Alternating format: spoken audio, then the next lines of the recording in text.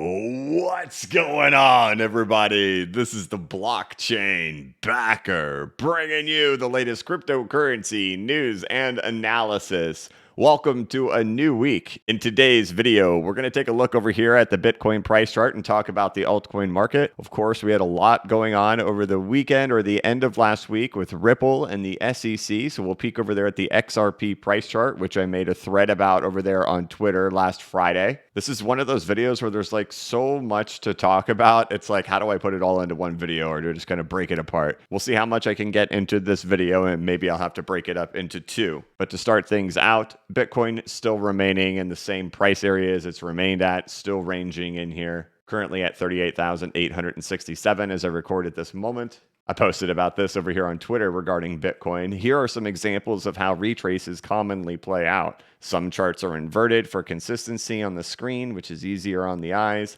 The excitement will likely fade for Bitcoin during this time. If it's anything like 2018, which is my guess, they'll chase yield in the altcoins. And of course, this is nothing new to you guys. I've shown these many, many times over here, but I got 4 different charts right here showing what they look like in these kind of longer and grueling retracement styles. If this is what Bitcoin does end up doing. And we've got the current Bitcoin price up here at the top. And then, well, you can see down here, you got Bitcoin's reversal structure inverted from the bottom of 2018. You've got XRP inverted after the SEC sell-off. And then we've got the inverted gold and silver ratio down here. And if we take a closer look over there at Bitcoin from back in 2018 and 2019, you can see there was even one more push down in here. My thoughts are, when we had the whole news narrative that came out and the whole climatic event back in late February, and there was a sell-off everywhere. We know that the Dow Jones went on and hit a wave of equal length at the same time as Bitcoin was falling. My thoughts are probably that was it down in there, but you can see, as long as, we're holding above these lows that were set back in here, it can just be really sloppy down here. And that's, exactly what we've been experiencing for Bitcoin up until this moment. So for Bitcoin, until things change, that's just kind of the things that I'm seeing, at least for right now. Of course, as I've talked about many times, my perception is that the stock market and cryptocurrency, or Bitcoin, are correlated to each other. So I'm making sure that the Dow Jones does hold that 32,000 price level in there. But I wanted to show what happens with something similar, right? So here's silver, right, from back in the early 2000s. And for those who have been with the channel for a while, we've got our double tap here with the Dow Jones, and you have your bull flags in here, right? What happens? You have your breakout, then you have your violent V bottom back test into the bull flags and a breakout. I've explained that double tap, bull flag, breakout, back test, V bottom. Million times on the channel. As you can see over here for silver, it was something similar in here, right? And then you had your double tap, then you had your big old breakout happen with your violent V bottom back test into the bull flags, right? So you could see where it came back down to back test, back down into the bull flags. Looking over on the Dow Jones, similar story over in here, right? Pulls back down in here, right? Then we get our big breakout, right? So I keep talking about, like if we look at what the Dow Jones has done in relation to the roaring 20s, that there was one pausing period up in this area for the Dow Jones before it had one final push. And you can see how the similarities of that even exist over here in the structure for silver, that it did the same thing, right? And you had this big pausing period right in here, like we're having over here on the Dow Jones. You can see that when we kind of zoom out a little bit in there, that if the Dow Jones is going to reach out to the 4.236 extension, if it's going to reach out and do something similar to what happened during the roaring 20s before a bigger crash did end up showing, these types of formations and structures are common to happen right here. Again, for all those things to remain relevant, for the structures to remain relevant, for the ABC correction to be of equal length, like we've discussed in here for the Dow Jones, is that these bottom price areas that have already been set in here during that capitulative moment would still need to hold. So as long as they're still holding, all this is still good. Otherwise, you can see how there can be this pausing area in here before going on and having the final push, which is also what our roaring 20s looked like for in the Dow Jones. And it would make sense in order to get that 4.236 extension for one more push, which I think if we did get that, that would bring your whole retracement in here for Bitcoin. But, it's an interesting time out there right now, right? Like up in here, you had nobody who was bearish on Bitcoin. You come down here now you have half the world screaming that I'd say you probably have more people screaming that it's going to crash now than you have people who are still, pushing the whole 100K, 200K stuff. Most people are sitting there screaming, here's lower targets, right? And that's just kind of how things typically work. When prices get high, you get all the higher targets. When things get low, you get all the lower targets. But in the middle of it, during the reversal, you don't really get any of that, right? People are late to it. And the big trick of all of this is trying to find reversals. That's the whole point of the whole game, is trying to figure out where the reversals end up happening. Because many times by the time the whole group is doing the trend trade, that's when the reversal is happening. Just like at the top, right? Yet everybody's selling out down here at the bottom. A little bit of fear here, buying for El Salvador. Prices fall back, then it breaks through the 702. Boom, everybody gets their green light that everything is going to go to the moon. So everybody piles in together. Then on the way down, everybody's accumulating. Boom, we get back down in here. Suddenly now everybody's flipping over to bearish. So, while it's still just hanging out in here in the slop range and still remaining within just a trend channel at this point, which can also be said for the altcoin market as well. No negative news up here at the top, but each time we get way down in here, we sure do get bombarded with that negative news, don't we? And I just posted a poll right now on Twitter just 6 minutes ago to see if we can get some kind of initial feel for the market right now. And this is really going to be more of a lot of you guys, right? The people who follow me for the first 6 minutes before this thing gets retweeted and gets spread out to a wider audience, just to kind of get a general feel for you guys. Bitcoin is currently 38,800. What do you feel is going to happen next? And we can see with the first initial 2,600 votes, 45% believe we're going to 25,000 and 54% or 55% believe that we're going to 51,000. So nearly half believe that we're now going down to 25,000 first. So nearly half do believe that we'll not only break trend, but we'll also take out the lows that were set back there in May, June, and July, and we'll head down even deeper right now, which of course means that they would think that the altcoin market's going to break down as well and take out weekly supports and take out trends. So definitely interesting to see how retail sentiment is right now. If you remember, I've conducted similar polls to this when Bitcoin was in the 50,000s and in the 60,000s, and over 2/3 of people believed that we were going to 100,000 before getting down to 20,000. Of course, this poll is different. It's more of, 13,000 to the upside or 13,000 to the downside. But we can see how many people now believe we will not only take out trend, but we will take out supports. We will set a new lower low in Bitcoin. And if you go through and read the comments in there, there's lots of news narratives, reasonings on why people do feel that way. Typically, it's price action, prolonged negative price action. After doing this for long enough to know the sentiment swings that happens with the massive group of people, I have the opportunity to see comments, right? You could tell when you're getting tons of toxic comments, and you can tell when you're getting tons of positive comments, or at least where the ratio changes. Many of you are always just consistently nice, but then there's this ratio of toxicity, right? It either goes up or it goes down. And you could tell when people are just kind of reaching their breaking points, because this is the most volatile market in the world. And a lot of people pour into here thinking, I'm going to get rich quick, and they have to suffer through the volatility. But when the prices pull down really hard, you can see where that emotional instability really starts to come out. And so if we were having really positive price action happening right now, as this was approaching right here, I think it would be kind of thought of from a different light, but we'll kind of touch on it really fast. One of the reasons why people are so worried right now is, over the course of the last couple of days, a new fear narrative has come out that limiting proof of work crypto back on the table as EU Parliament prepares virtual currencies vote.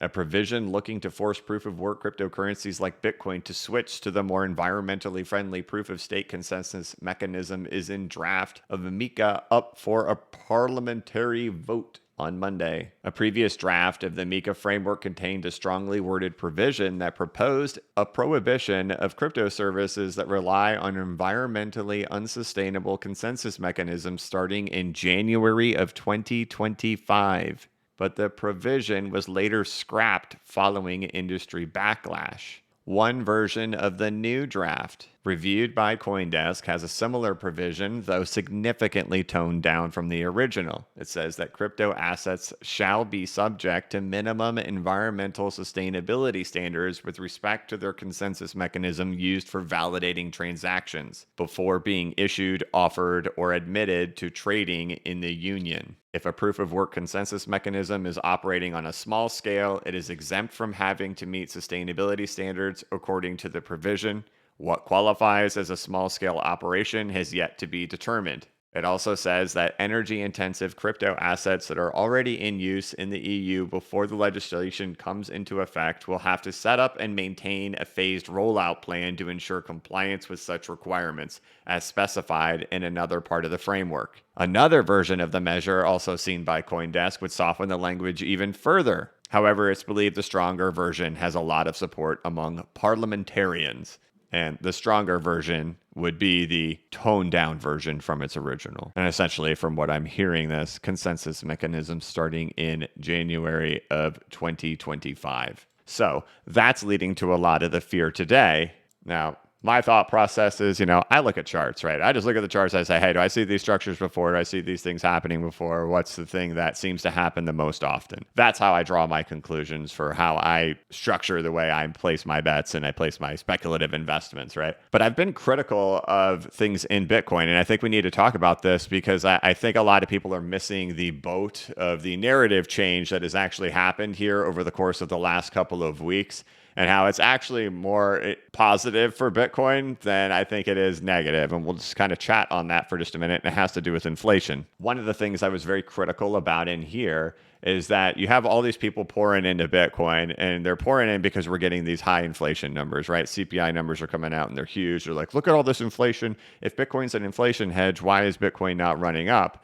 And the reality is we did the majority of the money printing back in 2020. And I've argued this over and over again that the rise that happened in here was based on the anticipation of further inflation. The inflation arrives, the late crowd arrives because they see all the inflation and they buy up in here thinking they're going to hedge themselves against inflation. But the hedge of inflation to come, that trade was already done. This group in here was able to anticipate that inflation was going to be coming. They got to reap the rewards. The inflation arrived. They were correct. Notice they had to front run the market. They had to anticipate and take on the risk that inflation would be coming down the pike. Once the inflation came, the latecomers come in, price doesn't do what they expected it to do. So my argument has been in here of, look, okay, yeah, we've got inflation, but we rose based on the anticipation of inflation with all the money we printed in 2020, that there would be consequences to all of that money printing that we did. And that where are the things that we're doing right now that are saying inflation is going to be coming down the pike? There just wasn't anything. The whole narrative has been that the Fed's going to end up raising interest rates and that they're going to fight against inflation. So while we're seeing all the results of all the money printing and the inflation that was coming from that, what things are happening currently right now that would make us anticipate that even more inflation would be coming down the pike? And there just wasn't anything. However, I think a lot of people have maybe missed the boat on what has really developed over the course of the last couple of weeks. And I was talking with a couple of people about it this weekend on how, there's a lot of narrative setups that are happening right now that point to more inflation coming down the pike. And I don't think people are really recognizing that. And then, Elon posts over here yesterday, and I'm just like, man, there we go. And he posts over here on Twitter, what are your thoughts about probable inflation rate over the next few years? To which he then responded, Tesla and SpaceX are seeing significant recent inflation pressure in raw materials and logistics. Recent inflation. And we are not alone. To which he eventually followed it up by saying, as a general principle, for those looking for advice from this thread, it is generally better to own physical things like a home or stock in companies you think make good products than dollars when inflation is high. I still own and won't sell my Bitcoin, Ethereum, or Dogecoin. Because why? He's focusing on inflation for the next few years. And so, are there inflationary pressures that are pointing to more inflation to come? Well, as we know, a week ago, Russia set to ban commodity exports following Western sanctions, in which Russia will not be exporting at least through the rest of the year for 2022. In addition, yesterday, China shut down the city of Shenzhen, which you may know this about me, you may not know this about me. I have actually traveled to Shenzhen. It is a massive manufacturing city in China, and many of the world's goods are manufactured in here, and they have now shut down the city due to an outbreak of C-19. So we have China going into shutdowns and not manufacturing, and we have Russia not exporting, and we have elevated oil prices. So energy costs to do all these things. Now, will the oil prices sustain themselves? I've presented the argument that every time that oil rises like this at this velocity, which it's risen just as fast as it did in 2007, 2008, it was not able to sustain itself. And we can see it got right up there to that same exact level. And it has had a pretty hard knockback at this point. We'll see if there's going to be some support in here. I'm not a big person who follows oil drastically, but I do recognize that every time oil has gone up at a massive velocity like that, it's never been able to sustain itself. So will oil hold? That's a big question. But what we do know is that you can go get gasoline right now. It's massively expensive, right? That's going to translate into manufacturers of product. That's going to translate into cargo shipping boats. That's going to translate into truckers trucking and hauling containers around the countries. All those additional costs lead to further inflation, and all these costs get worked in later. So like I've tried to explain that in the past, that when the elevated shipping container rates were getting exceptionally high, that we would see the inflation come later, because even though the container prices are high right now, that will get worked into the cost of goods later. And so all the goods that are being manufactured with these types of high energy prices right now, those prices will have to be made up for later when those goods hit the market. And based on what we're seeing happening over there in Russia and in China, we can see that there's going to be a reduction in the amount of goods that do end up hitting the market. So you have not only costs that are needing to be worked into products, but at the same time, we have a reduction in supply that's happening as well. And then at the same time, you still have the government spending ridiculously, passing trillion-dollar packages, right? And saying that, hey, it's not government spending that is the cause of inflation. So they're not addressing the problem. They're denying the problem that it even exists in the first place. And so even from a policymaker standpoint, there doesn't seem to be any indication that they intend on slowing down on spending, because they're still just denying that, government spending and money printing has anything to do with any of it. Which I think, and so here's how I think about things, right? And so let's stop right here and just say, hey, look, I'm not political, okay? I'm not on either side, but we can address like this, right? Like we know that the vast majority of the money printing happened in 2020. That's a huge benefit for the Democrats. They could sit there and say, look at how much money was printed in 2020. This was under President Trump. We can totally blame President Trump for this and not take any accountability for this inflation. And here's what we're going to do to make sure we don't do that same thing. But if you notice throughout all of this inflation, they haven't even attempted to blame it on when all the money was actually printed back in 2020. They have like the perfect formula to be able to sit there and say, look, we didn't do this. This was done underneath Trump. But what they're doing is they're denying it. They're not doing that, right? They're not pointing the finger on this circumstance because they know they have to do it too. And so they're just going up on stage and saying government spending has absolutely nothing to do with it. Printing money has absolutely nothing to do with it. And so we're not getting signals from the actual government that they're intending on doing anything. They're just sitting there blatantly saying, no, we have nothing to do with inflation. Our passing of trillions of dollars and the amount of debt that we've taken on and the spending that we do, that just, who knows where any of that money ends up going. That has nothing to do with inflation. It's like, So, we've got the Fed meeting coming this week. I think that's kind of the big thing a lot of people are waiting on. I'm interested too. I have no idea what they're going to do, right? I don't know if they're going to raise it by a quarter point, or if they're going to raise it by a whole point, or if they're going to leave it unchanged, or if they're going to go negative. I don't know. And I don't know how the market will react to any of the circumstances and what the market has truly priced in. But the things that we're getting signaled from the market are that, the market's unstable, the market's not happy right now. And that when the Fed comes out here, how are they really going to be able to do anything. And especially since a lot of this is kind of like global inflation that we're dealing with.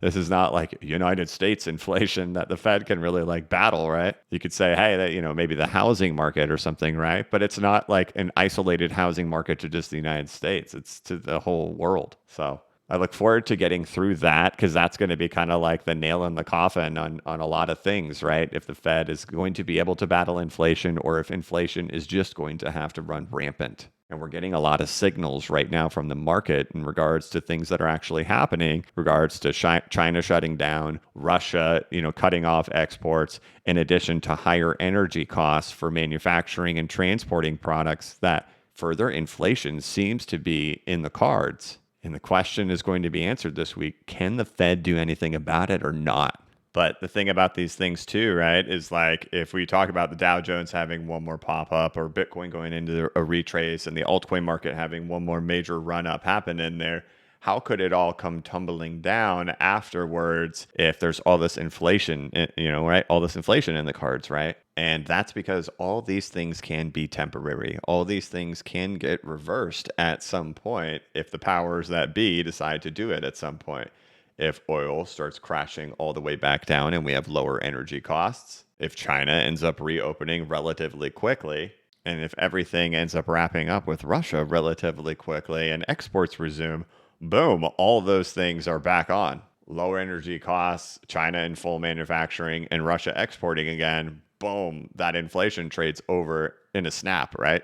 And so heading back to the Dow, again, still similar structures for what happens for one more pop up, whether we're measuring this against the 1920s run up, whether we're measuring that against silver or V bottom double tab back tests. And when looking at ABC structures with waves of equal length in here, is that everything still looks good for the stock market to have another run. But like everything always points to, all of these things point to over and over again that it would be the last one for a long time. But that if Bitcoin's going to continue doing what it typically does and that it follows the stock market, is that if the stocks hold, it seems unlikely that Bitcoin will end up crashing down lower, which now that more time has passed and 13,000 votes have come in, we can see 47% now believe that it's going to 25,000 first. Even though you have all the inflation warnings ahead of you right now, reading in the comments below, everybody's more focused on this happening in the EU, which I don't find to be that big of a story. Maybe I'm naive, but I don't think it's really that big of a deal compared to what's happening over here with the dollar at the retracement levels and the Federal Reserve being expected to raise interest rates this week,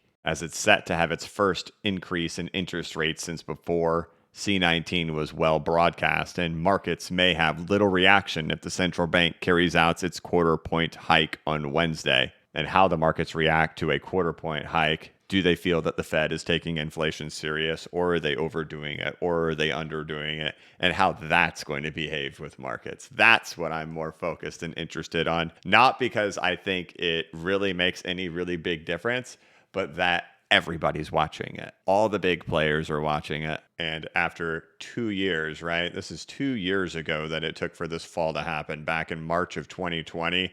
2 years to rotate back up to the retracement levels, and finally the big event is happening right as we're here.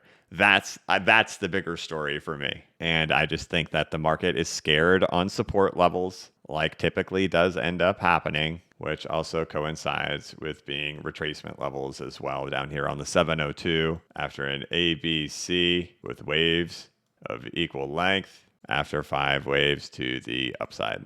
Start taking out these levels and then things do start changing. If the Dow starts taking out 32,000, things start changing. Otherwise, these are all standard setups and all happening with the dollar back at its 702 Fibonacci retracement. So what was the point of all that?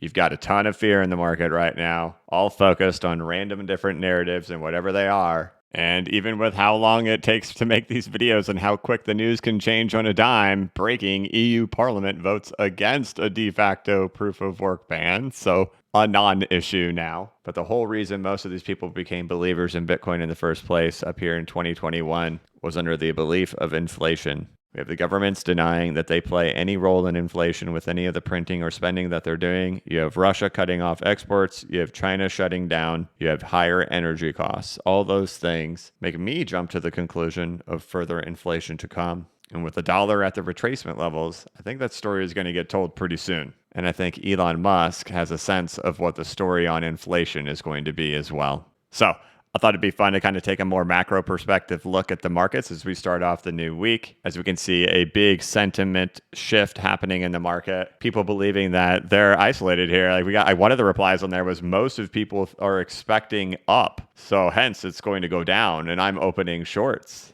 And this person thinks that there's euphoria in the market right now for prices to go up, and that they're counter trading the market and opening shorts. But we can see that's not true. A very large amount of people are worried that the market's going to go down, which means a lot of people are sitting on the sidelines right now with money, waiting to see what's going to happen before they put their money back in. So I don't think a counter trade is actually down. I mean, we'll see what ends up happening, but to play it, to think that, the whole market's expecting up, it doesn't seem that way at all. And if you're out there listening to this right now and you're feeling that it's going to go to $25,000 right now, look at how many people feel the exact same way. The market is very divided, which there's always going to be a group of people who believe that, Bitcoin's just going to keep going up. They're always going to be in there. It's more interesting to always see how many people shift over to the bearish side of Bitcoin and the fear side of Bitcoin. And that's what's really interesting to me, because to go to $25,000 is a very serious break. That's a breakdown of major supports for Bitcoin. And nearly half of people believe that that's going to happen right now. But Elon Musk does not. And what's really funny about it, if you think about it, if you have half the people thinking it's going to go up and half the people thinking it's going to go down, what's the most painful trade for both of them? And it's sideways. So you have a divided market where half the people think it's going to go up and half the people think it's going to break down. And the most painful for both of them would be, boom, just going sideways for a long time. Which, as I've presented multiple times on this channel, on YouTube, everywhere for a long, long time, is that if Bitcoin went back into some type of an ABC correction, heading back into retracement levels, that's the most optimistic thing we can look for the altcoin market compared to the things that we've seen happen before. And in 2018, it was into that ABC correction that we saw a big rise over there. XRP had a nice little pop, just a little pop over there last Friday. I've discussed this structure happening over here for XRP for quite a long time, comparing it to Bitcoin to show how we've had a crash, retrace back to 618, reaccumulation back down at the lows, and we've just kind of been paused out in here. A little bit of a pop, taking it up on Friday with some great news over there in the Ripple and SEC lawsuit pertaining to XRP and how the case is developing there against Ripple, in which a big ruling that we've all been waiting for in this case came down, in which Judge Torres denies the SEC motion to strike fair notice defense. And essentially, Ripple has argued that they were never given any fair notice as to what they were doing was selling securities. And the SEC argued that they should have known that they were selling securities and that they're not allowed to use that defense. This battle has been going on for a year at this point, at least a year. And finally, the judge ruled in favor of Ripple and against the SEC, granting Ripple the ability to use the fair notice defense, or denying the SEC's motion to strike the use of the fair notice defense. So this was a monumental victory for the entire cryptocurrency market, especially for a lot of the altcoin market, because now they're all going to have the ability to lean back on this case and point to it if the SEC ever comes after them and say, look, in SEC versus Ripple used the fair notice defense and the judge denied the motion to strike the fair notice defense. We want to be able to use it too. So this was a monumental victory for really everybody, not just for Ripple, not just for XRP, but a huge moment. Jeremy Hogan thought so too, saying boom, and I don't use that term lightly. The SEC's motion to strike the fair notice defense is denied. This is the one I've been waiting for. Now the SEC has something to lose. So, we're all waiting for a settlement to happen in here, right? We want to see XRP deemed a non-security, at least in its current form. We can get it listed back on exchanges. We can let it rise to all the gloriousness that it's destined to be. What he's hinting at there, now that the SEC has something to lose, seems more likely you can probably go to the settlement table and say, hey, now that we've got this, do you really want to go all the way to court and then lose in court on fair notice, you've already lost the ability to strike a fair notice. The cryptocurrency market's watching that. Do you really want to go all the way to court with this now? I don't know. I'm not there at the tables, but Jeremy Hogan seems very enthusiastic about it. John Deaton seemed very enthusiastic. There was a Twitter Spaces there on Friday night. If you missed it, I was in the Twitter Spaces Friday night. Super fun. I put out a thread talking about the XRP price chart and the setup that it's had going on in here for quite a while, and how I'm optimistic about XRP. I can't predict what's going to happen in this case or how it's all going to play out and what impacts that will have on price over there. But from a chart perspective, I look at it from a very optimistic view. These are things that I share over here on my YouTube channel, but seeing that we have a very typical crash, retrace, reaccumulation structure happening in here, seeing that some positive news is starting to shape up in here, well, I look at that very optimistically. And I think XRP and the price chart and talking more about the Ripple stuff, it probably needs a more dedicated video than me just kind of covering it at the end of this nearly 30-minute or more video at this point. But that was a huge moment that happened over the weekend. In my next video, that'll be the primary focus of what we do talk about. But I wanted to kind of outline the major things that I see from the macro perspective going on in the world right now and address kind of the sentiment issue that's going on out there. But I think for XRP holders, we witnessed something that we've all been waiting for a very long time. And that was a huge moment for the motion to strike the fair notice defense getting denied by the judge. What a nice step in the right direction. We still have work to do here, right? But a nice step in the right direction. So my next video will be more focused on all of that, what's going on there, and taking a much more deeper look at the XRP price chart in particular, rather than looking at the whole market. But otherwise, that was kind of the celebration and the sigh of relief throughout the weekend for a lot of us. And anybody in the altcoin market, whether you like Ripple or you hate Ripple, the reality is that was a very good victory for all of cryptocurrency and the SEC's ability to regulate by enforcement. A lot of cryptocurrencies out there will be able to lean back on that now if they ever have the same thing happen to them. So big sigh of relief over here in the XRP community to get that. Otherwise, this video has run way too long. And like I mentioned at the beginning, there was way too much to talk about. I didn't know how long it would go or what I'd be able to include or if I'd have to break it up. And I'm going to have to break it up. So I'm going to wrap it up at this point right there. I think we have, things going on that are, setting up for further inflation to end up coming. We have the Federal Reserve interest rate hike meeting happening this week with the US dollar currency index back at the 702 Fibonacci retracement. And at the same time, we have more fear than we typically do have in Bitcoin and in crypto right now. So sentiment is pretty swung and really kind of like right down the middle, which, but all right. That's going to be it for this one, guys. I want to thank you so much for watching. I hope you had a great weekend. I hope you're having a good start to your week. If you're looking for something to do, you could check out my website over here, which is bcbacker.com. This is a course that I put together where I deep dive into the previous Bitcoin bull runs, the previous altcoin market cycles, tying them all together to show how the cryptocurrency market has worked in the past.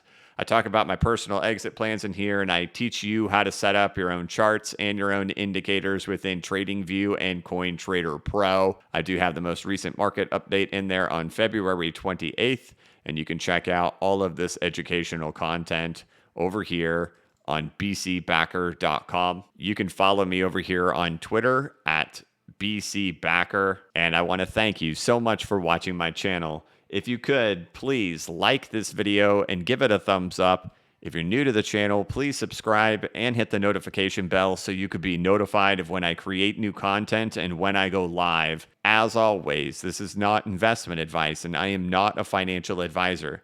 But if you ever need a pick-me-up or a little bit of reassurance, just remember that the blockchain backers got your back. Have a good one.